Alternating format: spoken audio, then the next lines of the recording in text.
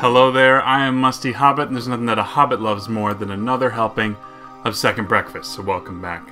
No cold open today. We are going to be talking a little bit today about sort of the year in review, and kind of a little bit of looking ahead as far as some goals for collecting and gaming and the channel and all of those sorts of things. So I had a really great 2017 from a gaming perspective, from a YouTube perspective, and from a collecting aspect to some extent. The path that things went through this year were a little unconventional. We started off the year, we were looking at Year of Sega, and I was really aiming at that hard. I really wanted to flesh out as many of those collections as possible, and things kind of fizzled on that in May or June, right about the time I got the Sonic's Ultimate Genesis collection. It kind of made me go, do I have a need to collect all these cartridges? It was kind of the first of a few instances where I had that kind of line of thinking and that sort of thought process.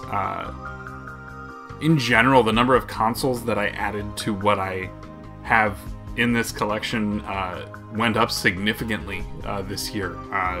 The Master System, a Dreamcast, we added a PS4 Pro, as well as an upgrade to my Xbox One to an Xbox One X.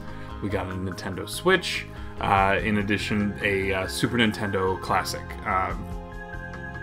And I may even be missing one. I think that's...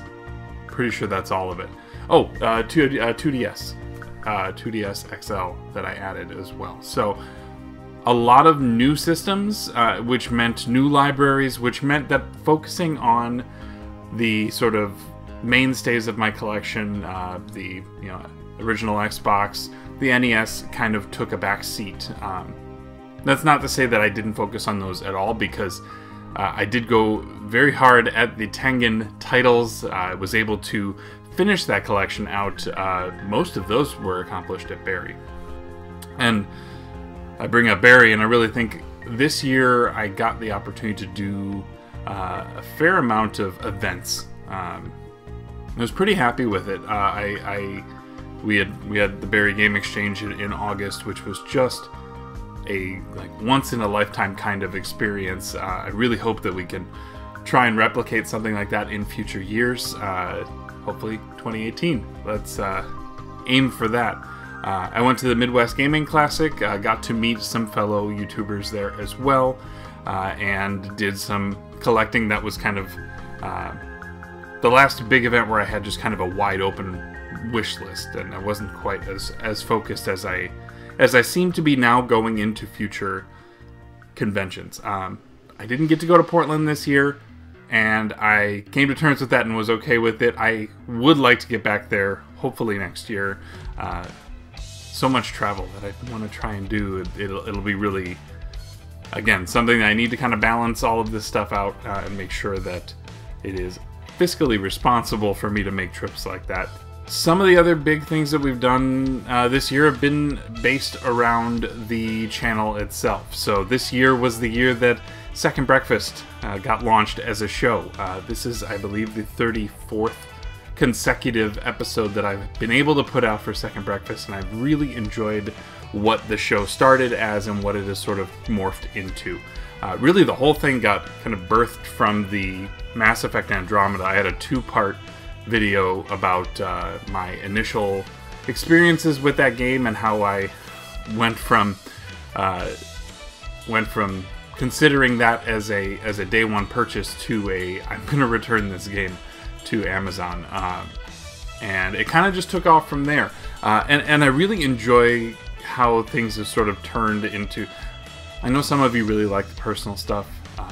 Some of you may not, and so I kind of phase a little bit of that out. Getting to the meat, though, and being able to hit the sort of topics hard right out of the gate has been a little bit more successful for these episodes, and certainly the videos circulating around the Xbox One X release, kind of the ones that have been my most viewed to this point, and I bet some of you that may be the reason that you found my channel in the first place. I am absolutely planning on continuing with Second Breakfast. That is certainly something that that I enjoy doing on a week-to-week basis. Trying to hit you with a little bit more, though, is kind of the big target. I want to be able to offer you a little bit more outside of just that show.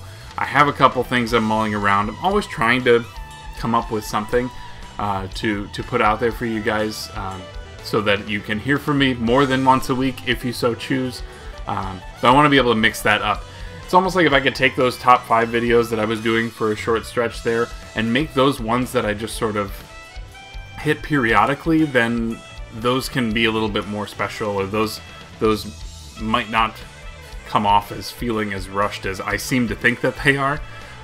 But I'm always super critical, and I'm sure many of you are in the same boat when it comes to your own videos, if you are ones who create as well.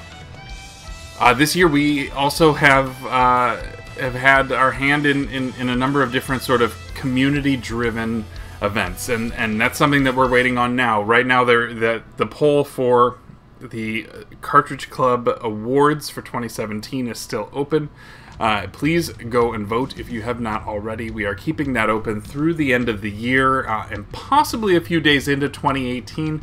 Kind of depends on when we're going to be able to actually record that show that will determine when we cut off the votes. But you know, we enjoy getting community support and getting people to kind of voice their own opinions, and we did that a few times this year. We did that with the CC100.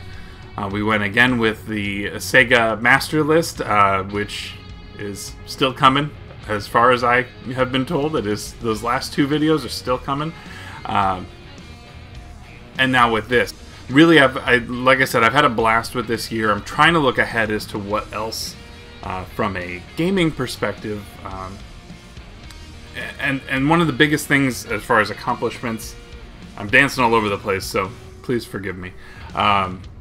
One of the biggest accomplishments that I had this year was completing the Cartridge Club Alphabet Backlog Challenge. So the Donovan Viper decided to put together a challenge to people to play through a backlog game from every letter of the alphabet during this calendar year, and I was able to accomplish it. The last game that I went through was What Remains of Edith Finch, which I treated as my E, which is perfectly fine. We're stretching the rules when we can. I really enjoyed that challenge. I want to do something like that again next year, and I'm going to try to be as honest about it being backlog games as possible, because I know that some of us were stretching for, you know, oh well, let me find a game that starts with J, because, you know, I don't have one that starts with J. Or, you know, not everyone has an X game or a Z game in their backlog. But we made do where we did, and some of us, you know, have actually gone through and accomplished this. Some people have actually just destroyed the contest. Just absolutely, you know, we're talking like 50+ games being completed in a year. Like, that is just awesome. And I think Pam from Cannot Be Tamed, I think, is close to 100 games this year, which is unreal, and just absolutely amazing. I wish I had that kind of resolve, because that takes a lot of effort and a willingness to walk away from a game from time to time, which is not always easy to do. So I'd like to do something like that next year. I don't know if I need to plan out an entire roadmap, because sometimes surprises happen, right? When you pick up a new console, suddenly there's a game that you didn't think that you could play that now you can, and so things kind of get shuffled. So try not to plan it out too much, but I would like to at least kind of approach that. So Donnie, if you have your ideas for what next year is going to be, I assume that you'll put them in the forums when the time comes, and I'm interested to hear what the next level or what the New Game Plus is for this year, or for those of us who have been able to finish the challenge in 2017. From a collection standpoint, I don't know that I'm going to set very many goals for myself this year. I think from an NES standpoint, Black Box NES is kind of the next big set that would be worth going after. But there are some games in that collection that I think are still a little bit overpriced and for the quality of the game, and there were just ones that I just don't think are necessarily a good idea to go get. So we'll have to see. I may do a separate video specifically highlighting collection goals and things like that. But to be honest, with the new systems rolling in and with just such an abundance of good games in 2017, it's been kind of hard to justify going after retro stuff that is, borderline overpriced. So we'll have to see how the markets go and kind of where that leads us. Maybe some events next year will be ones that I can use to kind of hone in on, one system or one small list that I can kind of work on getting and working through. For myself and for a lot of you out there, Christmas is coming up this weekend, so I hope that you have a really enjoyable holiday time, whether it be with family or friends or others. I have one more Second Breakfast planned for the end of this year, and it will probably be a bit of talking about everything that I've played from this calendar year, leading into eventually that recap for the Cartridge Club Awards vote. So again, go vote. If you haven't voted already, I'll put the link all over the place for you so that you can go do that.